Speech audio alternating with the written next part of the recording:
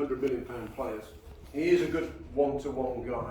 He gets the best out of people and out of players, I think.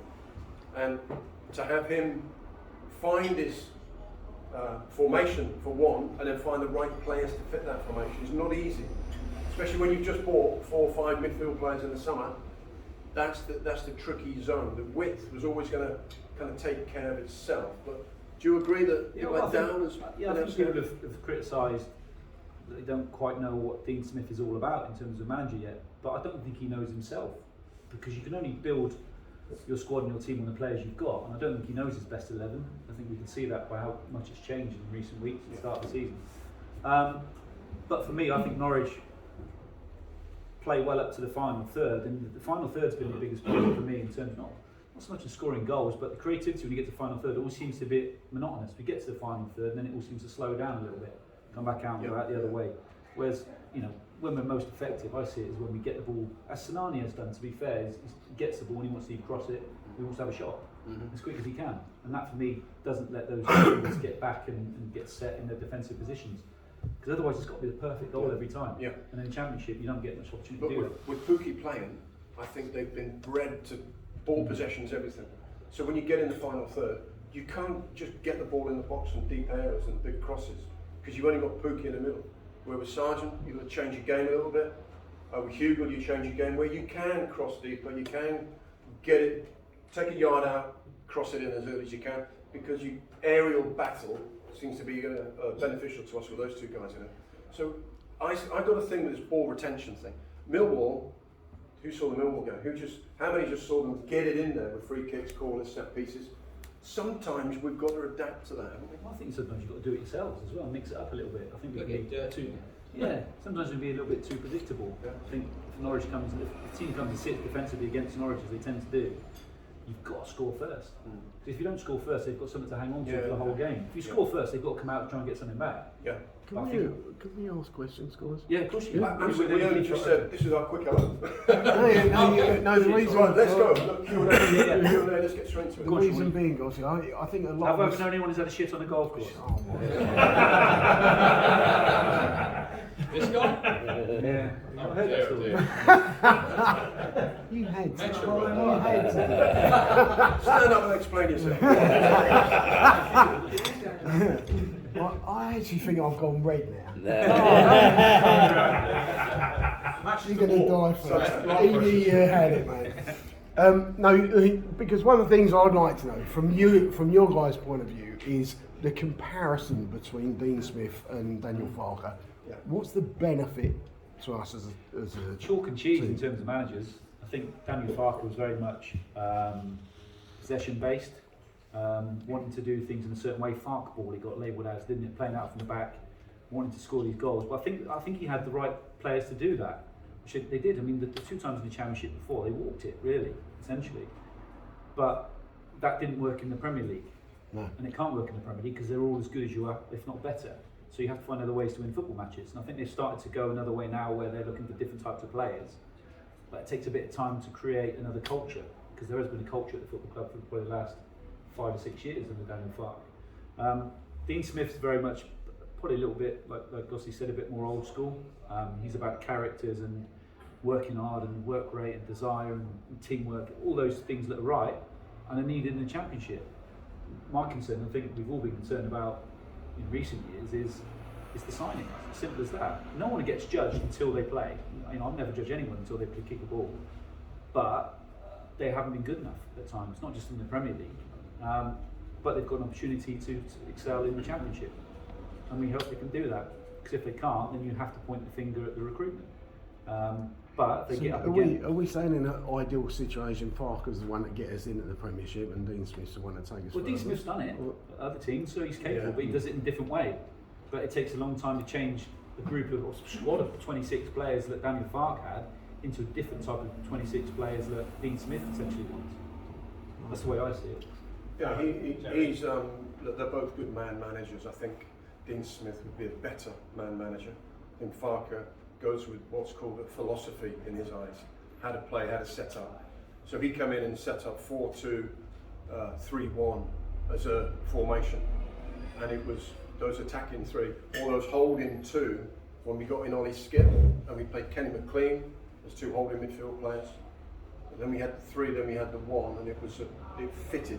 You had Buendia, who was the main man, Skip the main man. Those guys have gone and moved on. Others have gone and moved on. It's a different squad. And Darren's right, you deal with what's in front of you and you get the best out of them. Both managers get the best out of their players in different ways. Although I must say, with Dean at the moment, he's finding it hard to get any kind of win in the Premier League. He's been there since November. He didn't get as many wins as he wants. We got relegated. Now, hopefully, the confidence can come back in the team and the morale, and we can move forward. Did you have your hand up, sir? Yeah, sorry. The point of having Webber here is we have a consistent philosophy. So this is chalk and cheese. I don't think Farker got the players he wanted for the Premier League, which was so we've replaced him with someone completely different. He's trying to change the whole style.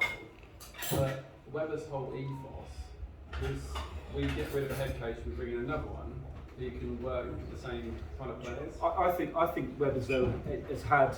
Well, I think he's realised that the recruitment in the two previous Premier League campaigns has not been good enough. The players haven't been good enough. So I think he's holding his hands up and saying, I've got it wrong in terms of recruitment. I think he is, because he's given Dean Smith control of the players he wants in and changing the ethos and the different style of players that he wants on the pitch. He's not telling Dean Smith how to play. Dean Smith is a manager where he will come in and do the style he wants to play, but so you can't just do that overnight. It takes a bit of time. So I think he is giving him the ability to do that and tell him what type of players he wants. I still believe probably Stuart Webber's the one who goes out and finds those players for him. But it just takes time. It all takes time. It's not an easy thing to do when you've got a group of players that are so set in their ways. And Tim Krul mentioned it last night. He said, you know, there's been a change in the ethos between Dean Smith and Daniel Farker, and he says, you know, we always wanted to play out from the back, and now we're doing things a little bit differently. And it just takes time for those players to recognise that and change their ways, especially when you've been successful in the Championship that way. Just to say that, I think ultimately, Dean Smith wants leaders on the pitch. He wants people to learn and develop themselves. And I thought Daniel Farker left that to behind the scenes in the change rooms too much. We need that leader on the pitch that we haven't had for. Which is why I think Dean Smith is saying he wants those characters back in the dressing room, because there weren't enough of them. That makes Sorry. sense. Yeah. In your opinion, who do you think will potentially be the standout player? This Nunes, season for us? without doubt. Yeah. You can see it straight away. I You thought know, you were gonna, it's not rocket science to sit there and see the quality he's got in terms of his box to box, his creativity. He always wants to get on the ball, which I like. It doesn't matter where it is on the pitch. And then once he's given it and done something with it, he wants it back. He'll go somewhere else and get it. My concern with Sarah and what I've seen of him, he'll go and get it, but he's just got quite a languid style about him, and he'll get it, and then he'll give it, then he'll run off somewhere else and not get it. So he's still got a lot to prove to me, I think, so far. yeah, there's 3 times the cost. Yeah, but Nunes has got. It seems to me as if he's that player we've been missing. I'm not sure he's going to be as creative as Buendia in that final third, but he's certainly that great link-up play between the defence and the attack and getting things going quick, which I think we lacked someone who could get things moving quickly on the pitch. And he wants to turn defence into attack as quick as he can. I think it's a midfield play. He does everything. He's an action man, and you need to be an action man in midfield. There's no doubt. He does everything really well in tight spaces. He's got good control. He's got good low gravity, great strength. Can't speak a fucking word of English though. And then, Not a word. Not Not a word. He's having Tim Krul was saying this last night. He's having conversations with Omar Bamadeli on the pitch and in training. And they're talking to each other, but neither of them can understand each other. They're having conversations and laughing with each other. Like that. It's like you can't even fucking understand which one's A bit saying. like me and you, Eadie. Pookie's the Spanish speaker in the team. There's a few, isn't there? There's He a has few. a champion. Pookie. Yeah, Hernandez as well, Spanish, because obviously Cuban. Yeah, he must be going to Real Madrid now. I think he's a decent player from what I've seen. His vision is superb. If anyone remembers Ian Crook, I still rate him as the best. So his vision to pick out full-back blind runs is exceptional. We saw it Huddersfield Animal. The 30-yard cross-field balls, he's hitting very well. And I think playing defensively, you ruin him. Play too much in advance, he'll get in the space of other strikers. Play him directly in that midfield zone, where he chases it and gets it and wants it, he'll be really effective for us. But my answer would be Andrew Omabamidele, because I just think he's got so much going for him. He's only 20, he makes the game look easy. He's bossing Ben and Grant around, and he just tackles and defends and gives it simple. As a defender, international at that age as well. I think he's got great. Just players make it look easy. Yeah, He's very calm, isn't very calm. he? Never looks under pressure. We're moving on. Anyone else any questions, please? Jeremy, come on, sir. So, Sargent, until last week I thought he was shite. Did you see him scoring 3 goals just because we played him in his correct position? Or is there anything there? Look, I think you always want to give someone an opportunity. He had it in the Premier League, didn't deliver, and had the criticism, rightly so, because he wasn't doing enough. He started well in the Championship. I mean, Ewan Roberts did the same when he first came to the club. He was fucking awful the first season. But then the second season, he then did what he did and became an icon at the club. So I hope he can go on, but you're hoping it's not just a short spell where he's managed to hit the ground running. But scoring goals is what it's all about for a centre forward. That's what we've been judged on. But they were 3 great finishes last week. They were, yeah. And look, I'm not going to knock him. The season has been good. He's been good. I never question his work rate. No, And absolutely. he's made stuff happen. But work rate is a gimme. You don't. That's not as a. You shouldn't be given work rate as a plus.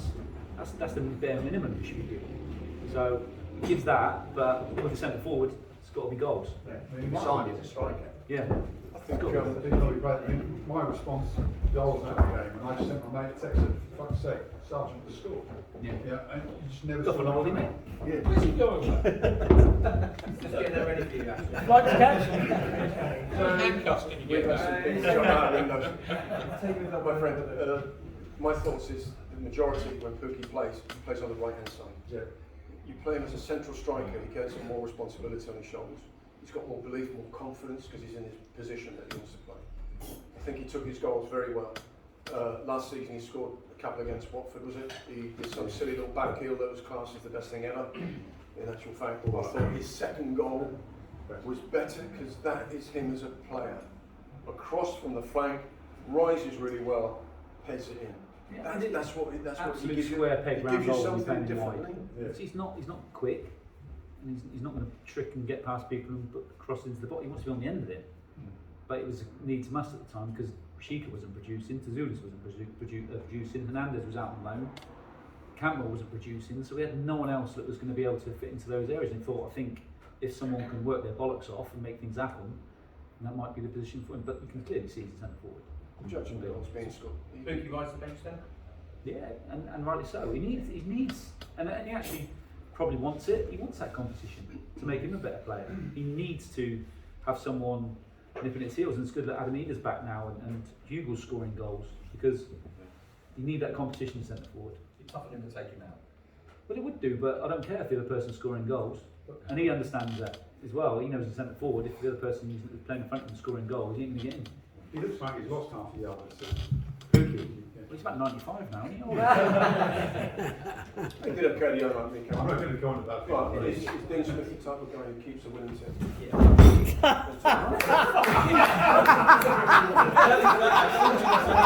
How is he going to last a day?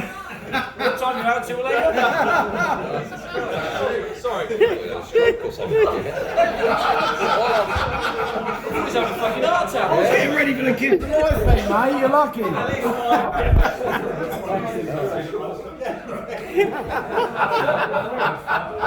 Can I just say, You've got the wedding night to come, yeah? can I just say, can we just take it easy buying him drinks? Because we've got to go a long way and we're just starting. I just scratched over, that's all.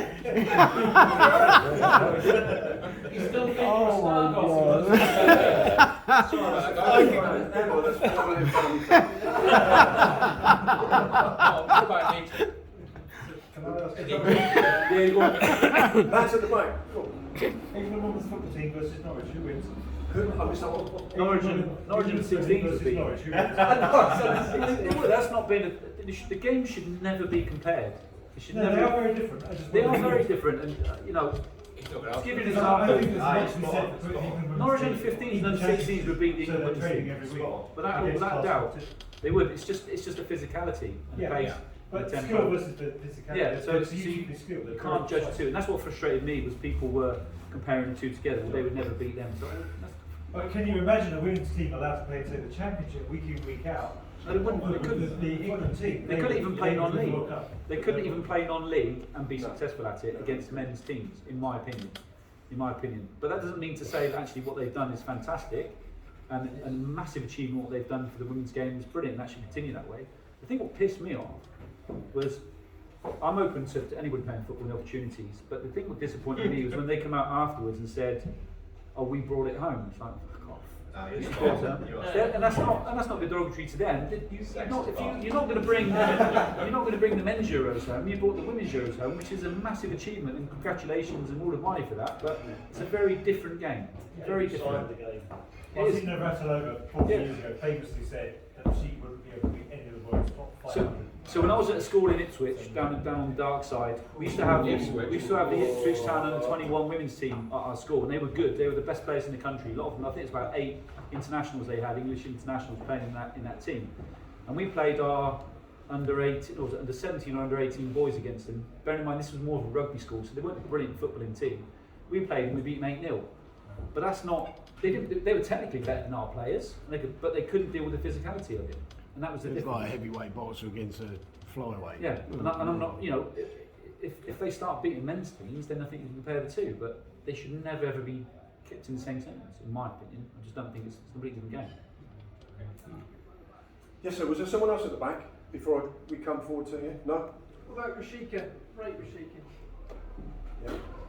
Yeah, decent player, fast, quick. Can you? He's not quite making that. Well, I can speak it from a winger's point of view. And if I was Rashika in the Premier League last season, I was going to say, So was he better than anyone that went out on loan?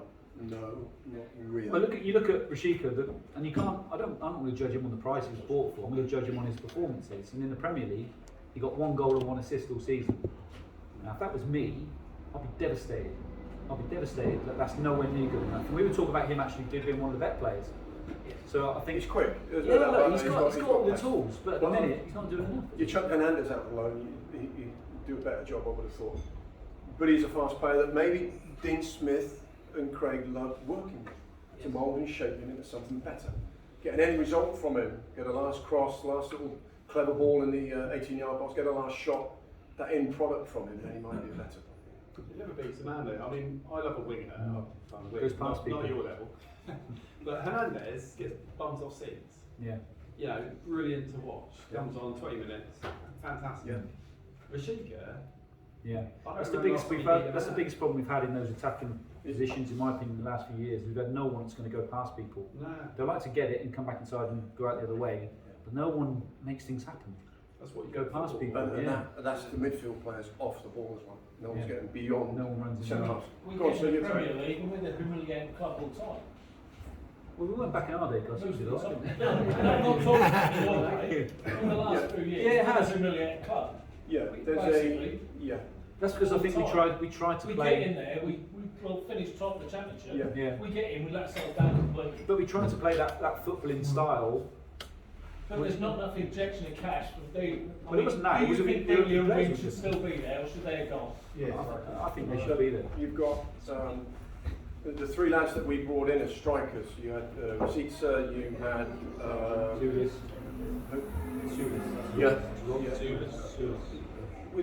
you had 3 lads that paid £30 million for, £10 million each, and I thought one of the best games, ironically, it's a stupid game to point out, but Crystal Palace last year in the Prem, when Pookie scored the quickest goal in the Premier League, 45 seconds, went 1-0 up, and the way Palace came into that, I thought were fantastic. And the 3 lads that pointed out, Gallagher, Hughes, Gallagher was different class, Hughes in midfield, Zaha was brilliant, but Elise as well was just different. These guys are 30 million each. They're not 30 million for 3, 30 million each, at least, and we just cannot compete. And probably money does buy you more talent. That's the only answer I can give, that we were under strength in quality players who could keep up with Premier League players, because we certainly couldn't. Can I ask about that? It's been the same when we get the Premier League.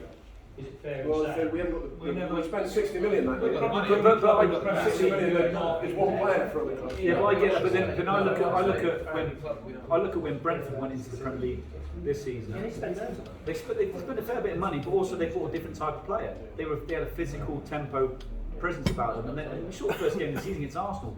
It battered them, not in terms of Norwich temporary. spent that sort of money when they went to the Premier Yeah. last season. Why like Probably didn't have it. They spent infrastructure. They built a football We club. get a decent player and we flog them off straight away. I think Eadie was We proud of don't the fact try and that keep that player in there and build around him or whatever. Yeah, but that's the way We Norwich always has let always him go historically and we been. buy rubbish. it's been the model for years, isn't it? Yeah, we've always been the same. I think the day and age of the old Bolton going up and down like the yo-yo clubs and then get a sort of foundation in the Premier League is gone because of the money that's come in. And I don't think anyone can take away what Eadie's done for the club over the years. But surely, in terms of where football is now going, because these outside investors come in to be able to take you Absolutely. to a consistent level in the Premier League. Yeah, if you want that, you do need massive investment. And I know the club are now in talks with the American guys that are going to buy 30% of the club and pump some money in, but you've got to spend 100 million to even be competitive. You've got to be careful what you wish for, though. And that's the worry, you end up like Ipswich. Eadie's proud of the only social club. We have a fabulous club. We've gone way over. You've got to go on the debt. There's no doubt. You've got to live on that debt. Okay, so who accepts money coming in from Saudi? Because I would, if we had the investment that Newcastle got, I'd give them a season ticket back, and I've been going for 50 years. I would not go if we had that blood money coming into Norwich. I think if you look at on the face of it, there isn't the foreign owner model is always frowned upon because you never know quite what you're getting, but there are good ones out there.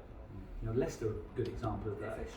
The thing is, it's taken away from that close community that Norwich football. But then you'll always be what you are, unless you go. But that's what I'm saying. Be careful what you wish for because you can. But expectations change as well. So I tell you now, if Norwich got into the Premier League and stayed there for 2 or 3 seasons, we'd all then be moaning we're not competing at the top end of the Premier League.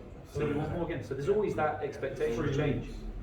Who is actually sanctioned? Because we've seen that we're quite vague as to who is actually sanctioning these purchases. So like, it seemed like Webber was protecting the farm at one point, saying I'll bought these players, and he kind of distanced himself from that a little bit. And it seems all a bit like smoke and mirrors as to actually who's the actual person who's buying the players. The way I see it is, the manager would say to the board directors and the sporting director what type of players he wants, and then he'll go out and find them. I think Dean Smith's different. I think he will tell him specific players that he wants.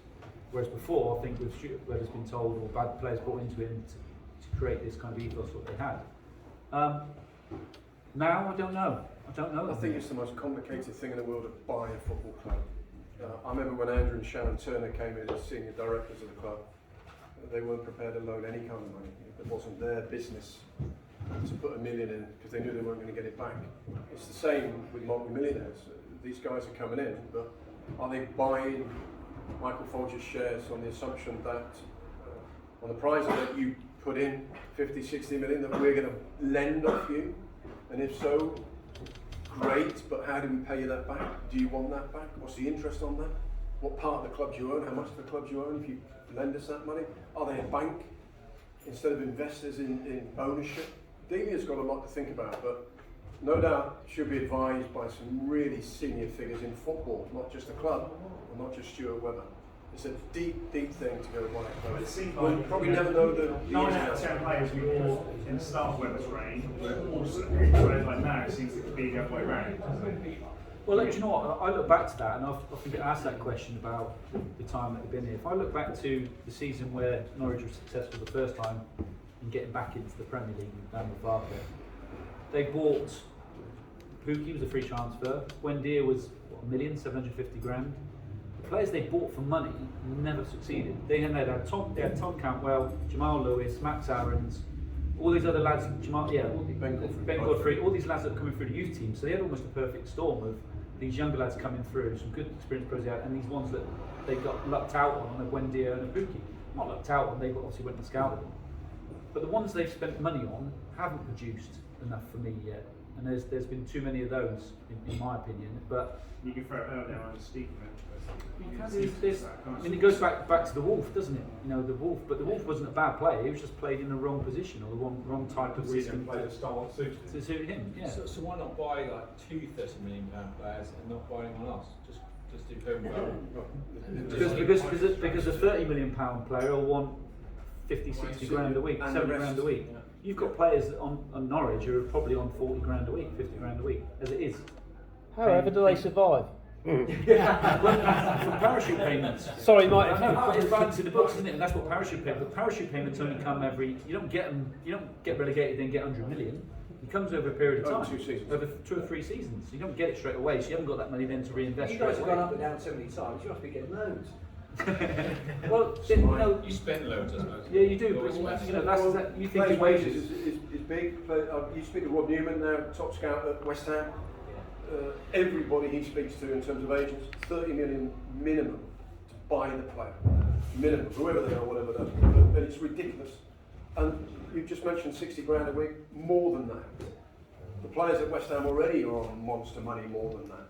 So how can we afford two £30 million players? Probably can at a stretch, at a push, at a borrow, at a loan. But where do you get more content? These guys don't come in for a season, they come in to sign a 3 minimum year contract. Is Ronaldo still worth 500,000 a week? Well, there you go, That's 37 what's year done. That's what's killed Yeah, but- football off. Well, he's not. Well, he is And because killed he. a lot of the smaller clubs. He is because he Because sells shirts to a massive Yeah, yeah. corporate business. Whereas Norwich, if he signed for Norwich, he's not going to sell 1 million Ronaldo shirts. Yeah. Because Norwich isn't Man United. But Norwich isn't. Chinese, it's still Yeah, fine. but Norwich isn't Man United, so there's a bigger market there, and that's, you know, when they signed all those players they've signed in recent years that have been look like they're at the sort of top end of their careers, going to the end of their careers. It's just money-making marketing schemes because they know the day they sign that dotted line, they're getting their money back. Well, that's where within- the greed of the agents and the players has gone in the last 2 years. It has- You look at the wages you were on. It's player control. You look at They're Fafana just now, gone- Leicester. They're just gone for a grip. Fafana, Leicester now is refusing to play. Yeah. His head's not right. What sort of money will you pay in retirement? Well, we're not going There used to be a time when £2.8 million a year was an average contract for an average player in the Premier League. That went to 5.2. Now it's reportedly at 8.3. Now this is a bog standard fringe player, plays 2 or 3 times. 8.3 million a year. That is incredible cash. But imagine the whole football department spend on wages from that particular football club. It's huge, monstrous. So yes, they have got to stay in the Premier League all the time, and unfortunately we didn't. But they now put pressure to get on the Champions League to get involved in that kind of money to survive. It's, you could say it's a downward spiral. There could be a cap, and there should be a cap, but I can never see it being a cap. When will it end? Where does it end? Even at Norwich now, the club tour used to start in the changing room, but the club tour now starts in the car park with the players' motors. Because even at Norwich now, it is big, big cash. Who's seen Campbell's car? No one's seen Campbell's car? Can't miss it.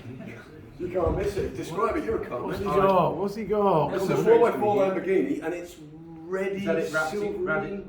chrome red? Cherry red, wasn't it, when he went to Bournemouth? Chrome red. red. No, he had it done when he come back. I didn't deliver to my left back, Did you? they thought that was number 4. No, No, I can't say that. He's number 4 as well. I said, oh, I have it. And then I read the thing and Todd Campbell was Yeah, but you know, he's probably on 40 grand a week. So I'm not having a pop at his money, all the money they earn. I'm having the gains moved on considerably from us. I came from 1981-82 Ford Fiesta. where Chris Woods came in with the Ford Caprice. Yes. Oh, fantastic. Red cars, It was Starsky Nudge, red, white stripe down the middle of a red Ford Capri. Fantastic. Guys, are you alright for time? It's 5 to 3. I need to go. Yeah. You got Can I ask a quick question? Have you ever considered going into management, Darren? I've managed at Leyton, so I'm non-league, which is step 3. So there's National League North and South, and we're underneath that. It's only 2 promotions of Football League, but unless you're managing at a good level, it's hard, really hard. And you only, you're only as good as the players you've got. You can only get so much out of them. We And it finished- needs to be hard for the money you lot earn. What, non-league? But you pay Money them. is there? There's no money. No, it's not, but I enjoy it. I do it. Like, if I was on my own, I manage with my brother-in-law, but if I wasn't doing it with him, I wouldn't do it. But I do enjoy it. I do enjoy it, and that's proper football as well. You know everybody who's involved in the football club, and that's what's nice. Darren, you doing the last one? So when you say Norwich and you look at them, I hear a lot of talk about other teams and how much we spend on that. I think we've got to be proud of Norwich that they're profitable, so they're good, they're quality they business. also run a good business, Yeah. and with that, there's only so much they can do.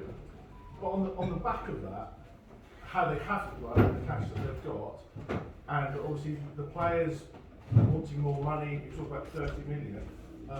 One of the things that was always in my head that I could never really understand is why we imported so many players from abroad, and why we didn't actually progress from within so much. And I know Norwich invest a lot into the youth, which is fantastic, and I'm all for that.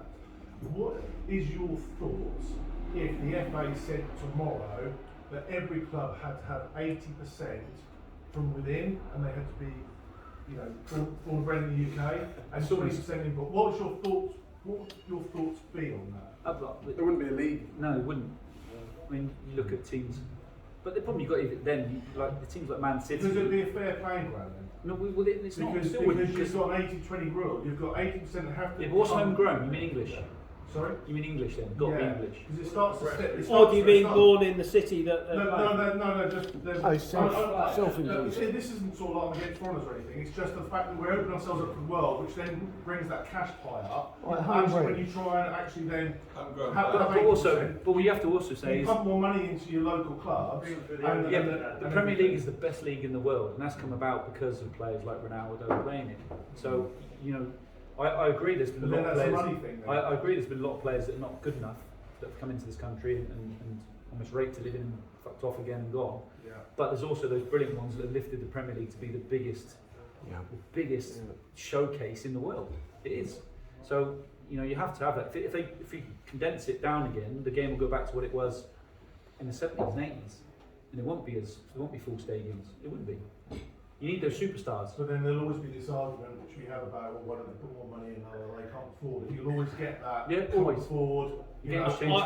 I've had this argument. I'm a non-football fan, don't know much about football, but I always have this argument with my two boys who are season ticket holders, and it is that how many of these players actually were born in Norwich, and Manchester United, how many were born in I wasn't born in Norwich. You wasn't born in Norwich. Their argument is always, well, let's have a separate league for City born and. Yeah, but the problem is then all the money that comes into the game from those foreign countries, which is where the most of the money comes from into the Premier League, won't watch it. They'll be like, I'm not bothered about. I thought it just come from us lot who watch Sky, isn't it? No.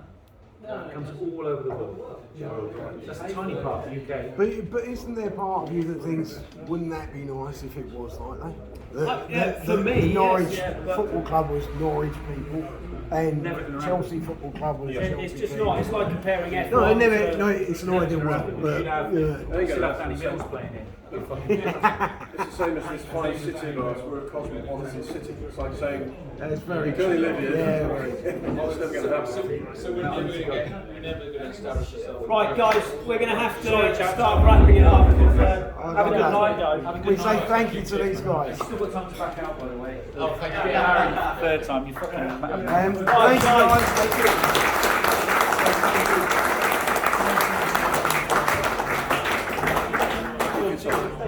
Lovely to see you, bro. Later. Really good to see you guys. Have a catch up. Right, just before we go, guys. Sorry. Shut up. Just before we go, please make sure your money's on the table. If anyone you think has sloped off without paying as well, let me know who they are. We'll set Norwich. We're gonna actually hang about here for another at least half an hour. So we're going to delay the. Where the fuck are you going to get this from? Right, we're already here, mate. Yeah. So we're going to stay here till at least 3:30. So get another drink here, pay back to the venue, and enjoy your time here before we move on to the weekend.